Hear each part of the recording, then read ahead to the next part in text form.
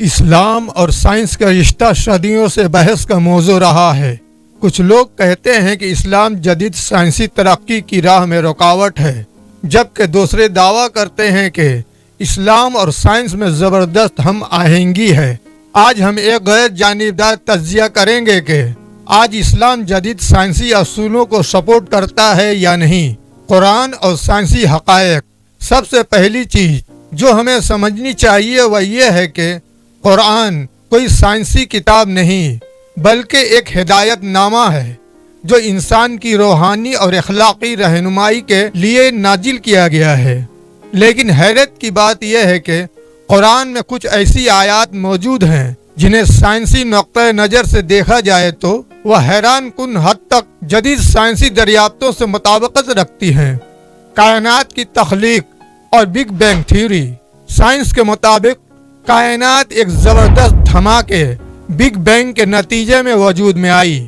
قرآن میں سورۃ الانبیاء سورہ نمبر 21 آیت نمبر 30 میں کہا گیا ہے، کیا وہ لوگ جنہوں نے کفر کیا یہ نہیں جانتے کہ آسمان اور زمین آپس میں جڑے ہوئے تھے، پھر ہم نے انہیں جدا کر دیا۔ یہ آیت کائنات کی ابتدا کے متعلق جدید نظریے کے قریب معلوم ہوتی ہے، جو کہ اس بات کا اشارہ دیتی ہے کہ ایک وقت میں آسمان اور زمین ایک ساتھ جڑے ہوئے تھے اور پھر علیحدہ کر دیے گئے، جو بگ بینگ سے ملتی جلتی وضاحت ہے۔ کائنات کا پھیلاؤ اور ایڈن بل کی دریافت۔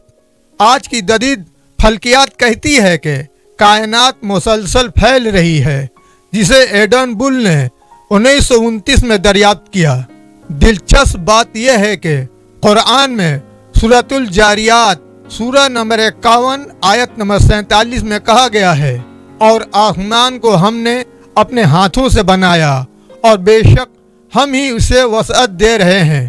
یہ آیت واضح کرتی ہے کہ اسلام کا نظریہ سائنسی دریافتوں کے برعکس نہیں بلکہ ہم آہنگ نظر آتا ہے۔ انسان کی تخلیق اور ایمبریولوجی۔ جدید حیاتیات میں انسانی جنین کی نشو و نما پر بہت تحقیق ہوئی ہے۔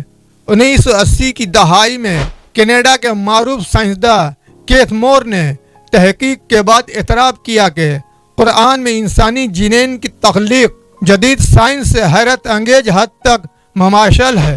قرآن میں سورۃ المومنون سورہ نمبر 23 آیت نمبر 14 میں کہا گیا ہے، پھر ہم نے نطفے کو جمع ہوا خون بنایا، پھر اس خون کے لتھڑے سے گوشت کی بوٹی بنائی، پھر اس بوٹی سے ہڈیاں بنائیں، پھر ہڈیوں پر گوشت چڑھایا، پھر ہم نے اسے ایک نئی مخلوق بنا دیا۔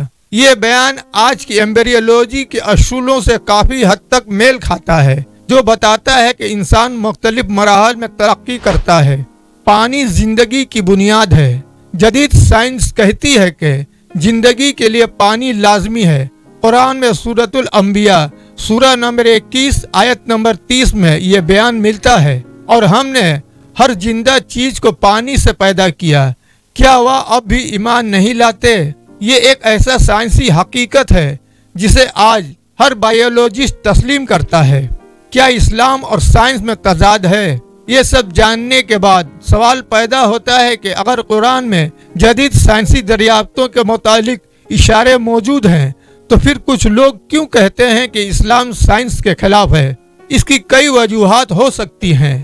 نمبر 1، سائنسی ترقی کا رک جانا۔ اسلامی تاریخ میں ایک وقت تھا جب مسلمان سائنس میں سب سے آگے تھے۔ ابن سینا، الخوارزمی، جابر بن حیان جیسے سائنسدانوں نے دنیا کو علم کی روشنی دی، مگر بعد میں مختلف وجوہات کی بنا پر سائنسی ترقی رک گئی، جس کی وجہ سے مغرب میں سبقت حاصل کر لی۔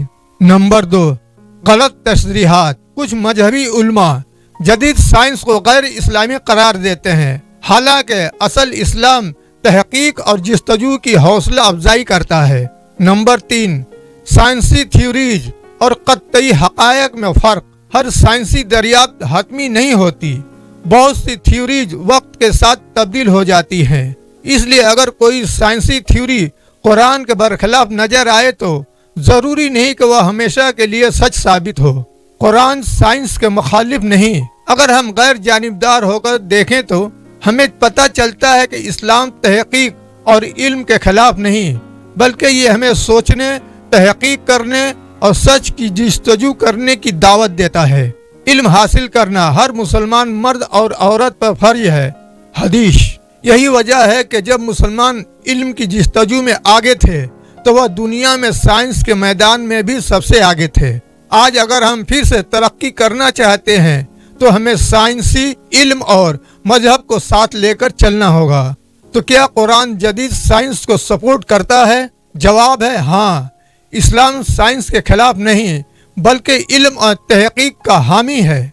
आपकी क्या राय है? क्या हमें मजहब और साइंस को एक साथ लेकर चलना चाहिए? अपनी राय कमेंट में ज़रूर बताएं। फिर मिलते हैं इसी तरह की कुछ और मालूमात वीडियो के साथ। जज़ाक अल्लाह खैरन।